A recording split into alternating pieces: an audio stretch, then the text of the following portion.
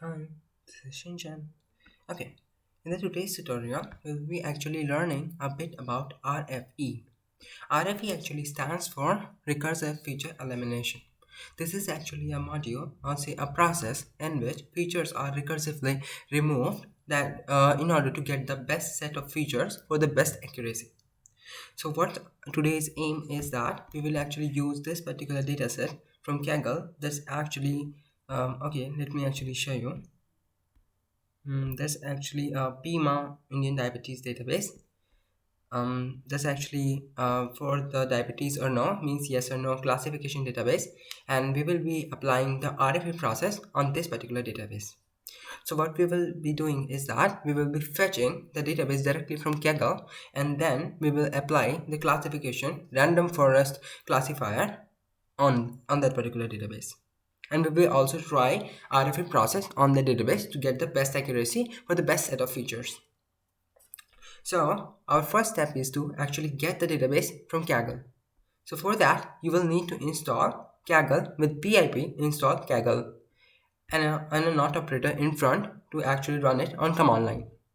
Then what's the next process is that you will need to make a directory of Kaggle into your root directory here in collab. So how will you do it? You will use mkdir, right? And then you will need to copy the contents of the kaggle.json file which you will actually find on your Kaggle account, and then you will need to copy it to the Kaggle folder which you have created just now by using this cp command. Cp, firstly you will actually supply the path of your kaggle.json file, and then you will actually tell it to copy it into the Kaggle directory which you have created with the mkdir. Now you will need to actually give it a permission of say 600 with chmod so that it is actually accessible via the behind library of Kaggle to actually download the datasets so that it can actually communicate with the Kaggle website and then fetch the dataset. Now how will you actually get the dataset now is with Kaggle datasets download command. Firstly you will write Kaggle and then datasets, there is a s after dataset, and then you will need to supply it with the download, and then after that you will actually write the particular database name. Now how will you get the database name is that when you will actually search on Kaggle website after kaggle.com, whatever is actually present here you will need to copy that and then you will need to paste that here. Then this dataset will actually get downloaded here in your Google Colab, and then it will be actually downloaded in the zip format, something like this: PIMS India's Diabetes Database.zip. And then you will need to unzip this database by using this unzip command and the same on command line.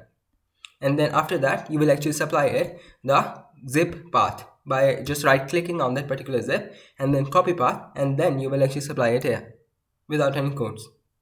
It will actually just unzip this particular file, and whatever the contents of it will be actually placed there, like diabetes.csv was actually present in this. Or else rather than this cumbersome process, you can do what is that for this particular database you can just download this particular database and then upload on Google Colab by using this upload icon just like this, and you will need to just search from your computer the downloaded file you have from Kaggle. So I was just actually showing this Kaggle process because if there is a heavy database at Kaggle which is of GBs, then you will need to download that to your system and then upload it, so it will be double the bandwidth. Instead what you can do is that you can just connect your Google Colab to your Kaggle account by using this process and then fetch the database here, and next you can actually copy it to your drive, and which is actually really fast. I've already tried that because it actually uses the Google server. Now our main work starts now. Now you have already set you with your database. Now I have actually moved this diabetes.csv into my drive in the Kaggle folder. So I will actually just copy the path from that particular folder like this Kaggle folder, and then I have this particular in my database, and I can just right click and copy path. Else what you can do is that whenever it is actually inflated, means unzipped here, you can just copy path from here also, it will also work. Then what you will do is that you will first read the database by using pandas.csv. For that you will need to import the pandas as pd and numpy as np. Remember, Pandas is actually for all the functions. To read a file means to do something with the file, you just need to use Pandas. For now, you can actually consider this way. And then for doing all the arrays operation and so on, you need to use NumPy. So here, I think there is most of work of Pandas only for now, because it has this data frame. Now you will use the read underscore csv function to actually read a particular file, and then here you will supply the path of this diabetes.csv by copy path here into the pandas.readcsv function, and then it will actually return you a data frame. So let's actually view the data frame by using the head command on that particular data frame. It will actually show you the first 5 records. Now you will need to actually get the x and the y attributes. So for the x data frame, you will need to actually get all the columns except the outcome column, because it is actually your y label. So you will use the drop command on this particular data frame to actually drop this particular column, and it will actually return the rest of the columns. So, and also you need to supply the x is equal to 1, because it means that you are actually trying to delete from column wise. Otherwise, it is by default x is equal to 0, and it will not find any outcome say record in the x is equal to 0, or maybe say horizontally, so it will return an error. So you will need to supply x is equal to 1. Then it will return that particular data frame into x, and then you can view x by x.head, right? And it will be actually without that outcome column. Now you will need to actually catch the particular outcome column by using diabetes square brackets and then outcome. And then you can also view the head of this. It is also a data frame, and it looks something like this, which was actually this. Now what's our next step? We have already read our database, means read our file, that is diabetes.csv. Then we have actually split it into x and y. Now what's the next step? Now we will actually try to split the data into train and test. So for that, we will need to actually import the modules. Let us understand the modules one by one. Firstly, you will need to actually have a look at the train test split. What this does is that you might have heard in the machine learning algorithm that you need to split the dataset into 2 parts. One for the training and the rest for the testing.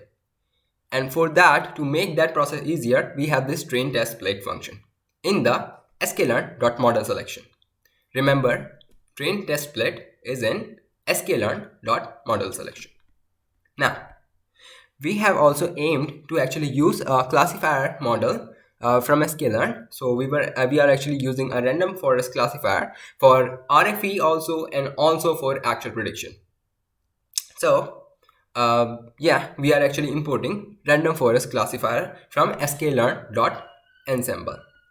So if we actually try to learn that train test split was actually in the model selection, and then the model is actually available in the sklearn.ensemble. Now we need to also import RFE, recursive feature elimination, from the sklearn.feature selection. You can just remember it in a way that you are actually trying to select the best features from a set of features. So it must be in some module, say feature selection. So yeah, we have a module in the sklearn naming the feature selection, and we are importing the RFE class from that. Now you also need to import a metrics for actually determining that how well your model is actually performing. So for that, you are actually importing accuracy score, and it is actually available in sklearn.metrics. So you can remember it in that way, that yeah, accuracy score is actually a metrics to actually evaluate a model. So it must be in some metrics module of sklearn, and we are actually dealing with sklearn, so it must be there. So it is in sklearn.metrics. Now, how do you actually train test split? Means how do you split your data into training and testing? So this is the function train test split, which actually takes first argument that is actually equal to x, the next argument that is actually equal to y, which were your x as all the features except the output, and the y as your output column, and then you have to actually supply the test size, which is actually that okay, think like this way, that you have to actually take a small part for testing your model and the maximum part for training your model, right? So you actually used to split in 80 to 20%. So 80% is actually used for training, and the 20% of data is actually used for testing. Here I'm actually talking in terms of records, that is rows and not the columns, because we have to divide the rows into 80% of rows and 20% of rows, and not about anything of the column. So what we actually used to do, we actually supply in this way, that 0.2 means 20%, and we used to actually supply it at the test size, means your test distribution is actually 20%. Then you will actually supply the random state is equal to false, so that what it behind the scenes it actually does is that it actually shuffles all the records, right? First is actually shuffles all the records randomly, and then selects from those shuffled records 80% for the test training set and 20% for the test set. Now what this function actually returns is that 4 values, which you can actually catch by using variables separated with commas, right? So it actually you can remember this way, that it actually first give you both the x values, and then it actually gives you the next y values. Now what you used to do in the machine learning process is that firstly you used to train, right, and then you used to test. So you can remember this way, that firstly you will get both the x values, and among them you actually get first as the train, and then you actually get the x test. And similar for the y, you actually first get the train and then you actually get the test. In this way you will get all the records which are actually necessary for all. Now you can actually view the shape, means shape actually tells you the particular number of rows and columns in a particular data frame. So you can actually get this use the shape attribute, or say shape key or whatever, means by using the dot operator to actually show the shape of these x train, x set, y train, y test. I'm actually getting the shape only for the x train and x test, so that I can actually get an idea that how many records are there in the training set and how many records are there in the testing set. So I can see that 614 records are there in the training set and 154 records are there in the testing set. Now, okay, so we have actually done our train test split and we have also remembered it. Now, what we need to do next? Okay, so our main idea is actually that we will try to get a set of features, and we will try to test with the set of features that how much accuracy we are actually getting from a particular model, right? So we will need to do it again and again, right? For the different set of features, you will need to train it with again and again for the different set of features, and you will need to actually again get the accuracy. So why not to make a function for that? So that's why we have actually made a function with the def. Def is actually for defining a particular function in Python. Then you actually give the name of that particular function, then all the arguments on which the function will actually run. So we actually supply 4 arguments. I have actually kept the order to be same, that is x train, x test, y train, y test.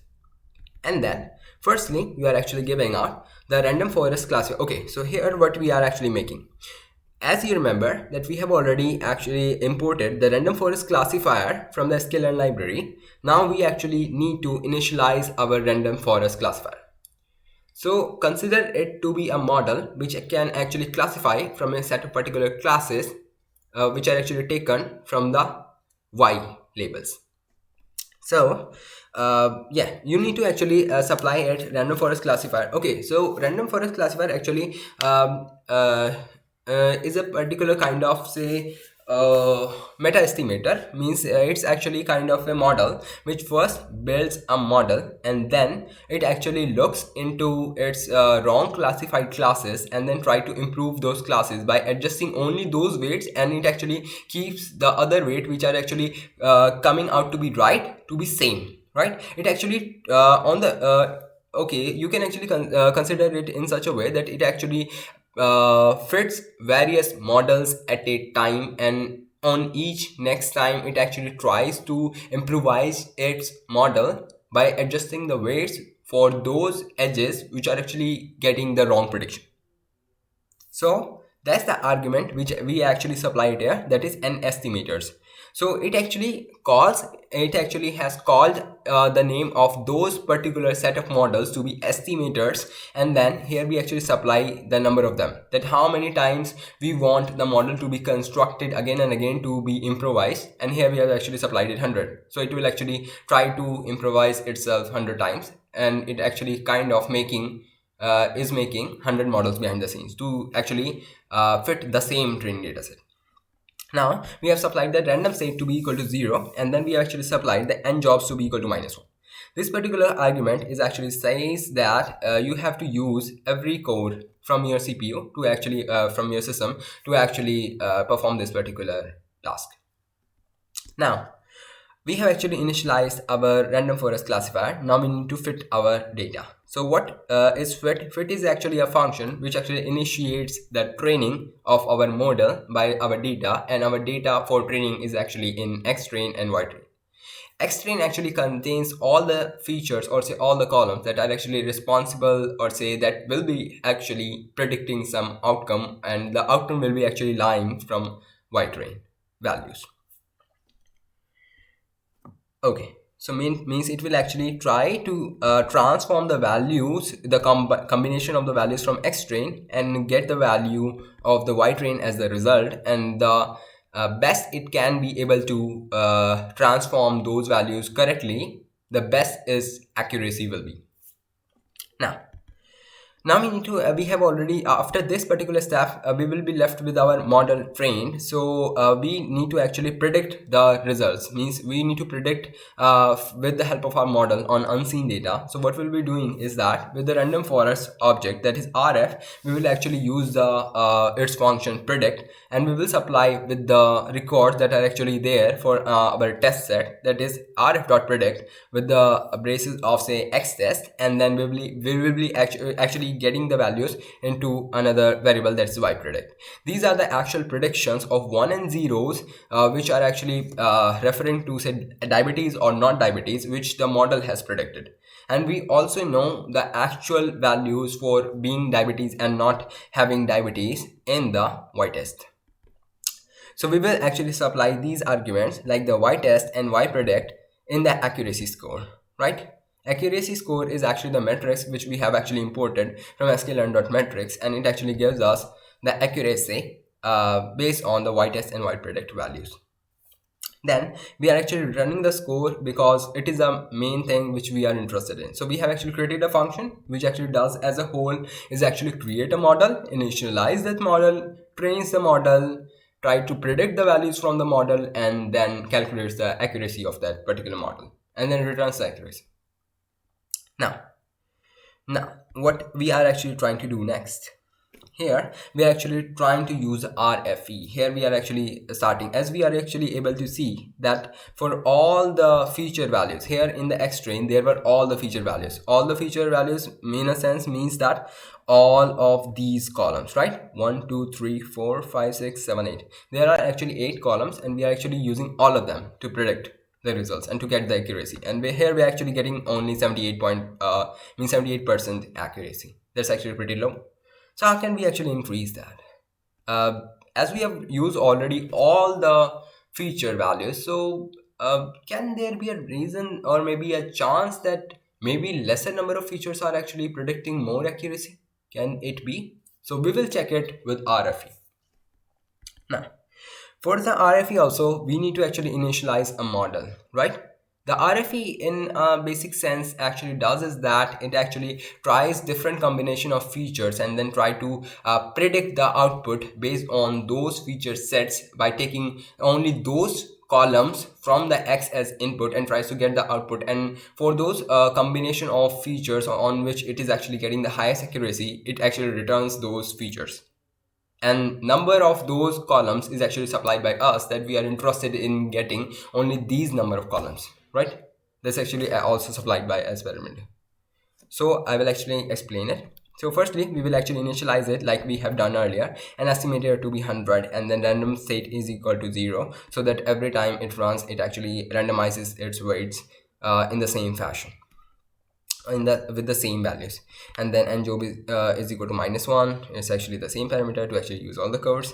Now we are actually supplying the first argument to be RF and the second argument to be n features to select to be equal to 7, because I want to actually have a look that how much better will I do if I actually or say I want to actually know earlier I was actually fitting my model with whole 8 columns.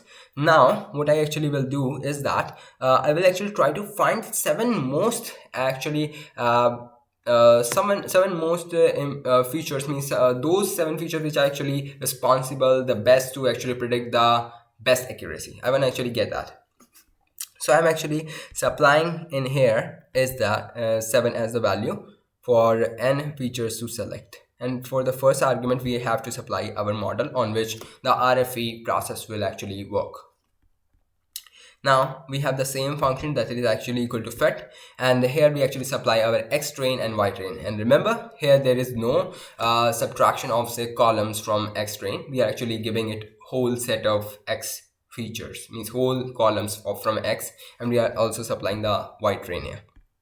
Now after this column is actually run, means this block is run, we actually are left with our results. So our results are actually contained in rfe.get support, as we also know that rfe.support underscore also gives us the same value. So there is another function that is rfe.get support that actually gives us a map like thing which actually contains of true and false.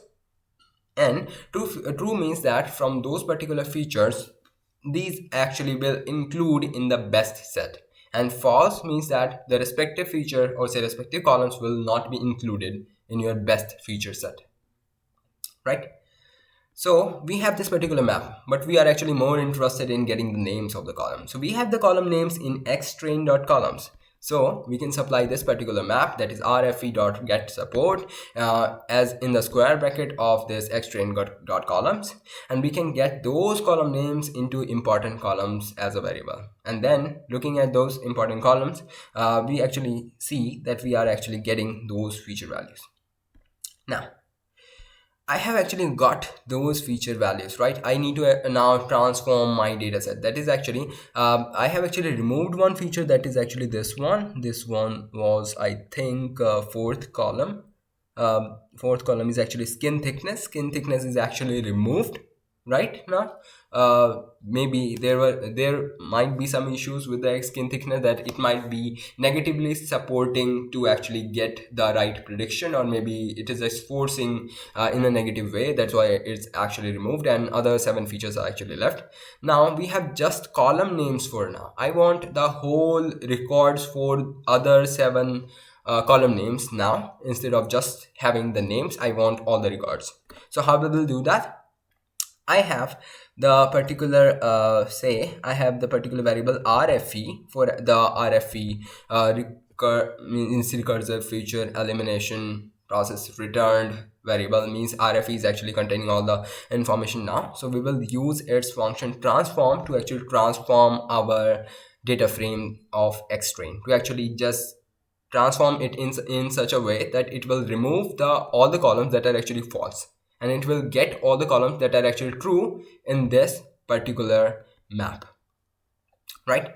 So we will get the new xtrain by using rfe.transform and supplying the xtrain, and then getting it into a new xtrain, and then we will also use rfe.transform of xtest to actually get it into a new xtest, right?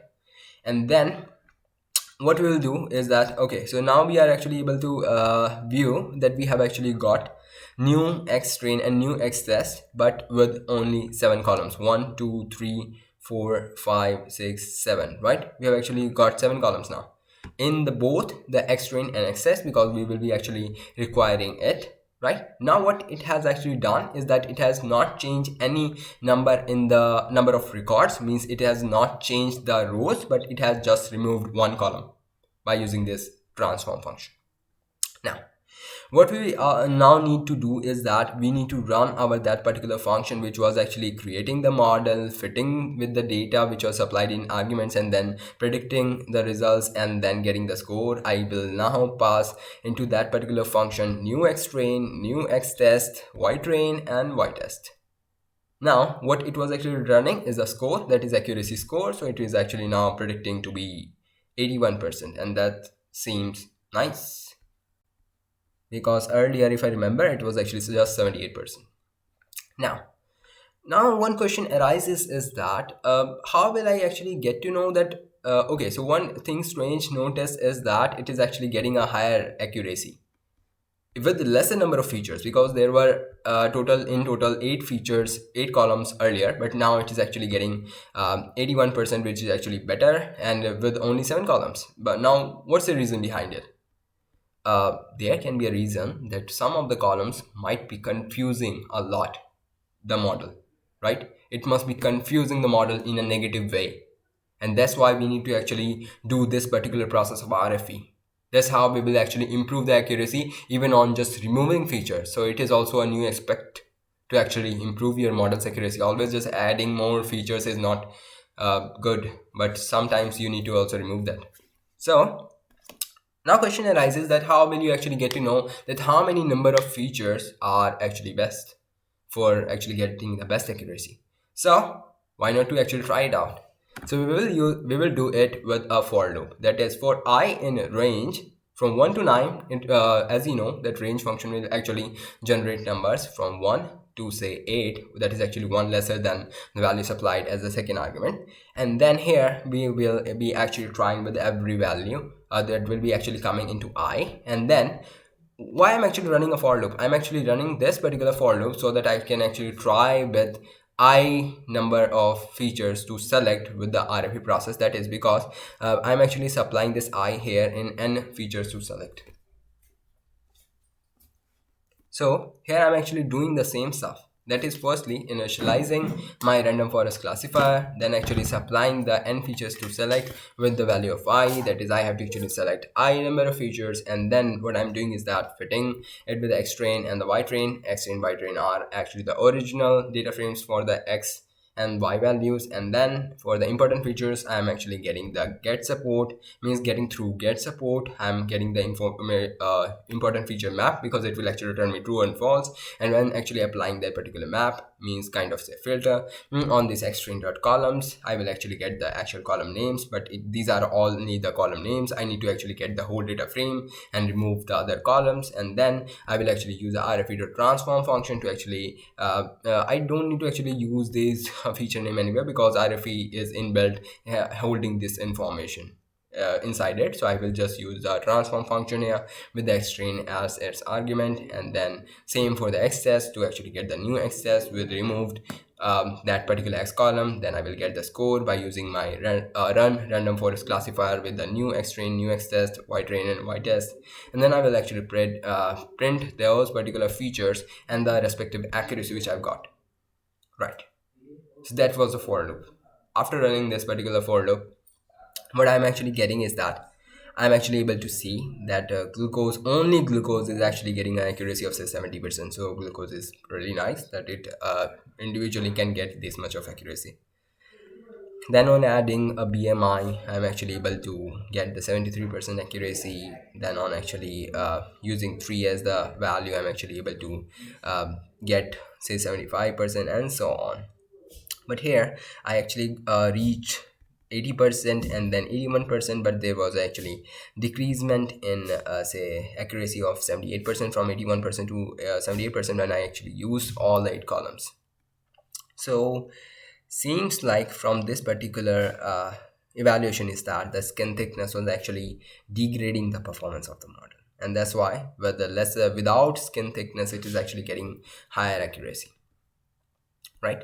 So this was the evaluation results, and this is the way you can actually, so if you want to individually now predict means say fit your random forest classifier, then you can just apply only 7 features with the removal of the skin thickness, and then your model will perform the best if it is the talk of actually selecting the best set of features for getting the best accuracy. Now, there is another easier way to actually have a brief look at this particular correlation stuff. There's actually a library, say cbond, which actually shows the heat map, and there is an inbuilt function, say CORR, that actually shows you the correlation for data frame. So my data diabetes is actually containing all the columns, including the Y label.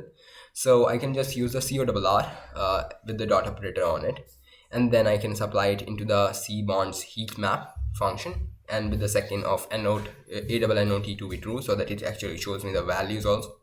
And it actually by default shows me a small heat map, small figure, so I can actually increase the figure size by using this sb.set. Sb is actually just the alias of cbond. dot set rc will be having the value of say figure dot figure size, and this is actually the figure size which I actually am wanting. Now we can actually have a look here. The skin thickness is actually having a very low value, and it means that means it was actually kind of um, correlating, but actually correlating negatively, and it might be the reason that other values might be correlating positively, and that why maybe the model actually was actually getting bad accuracy on inclusion of this one. So this is a formal process which you can actually use to improve your model accuracy when you have a limited set of features, but you want to actually improve its accuracy and want to actually have a look that if I actually remove some features, will it actually have a positive effect on the accuracy or not. So this is actually the RFE process in brief, and thank you for watching. Have a nice day.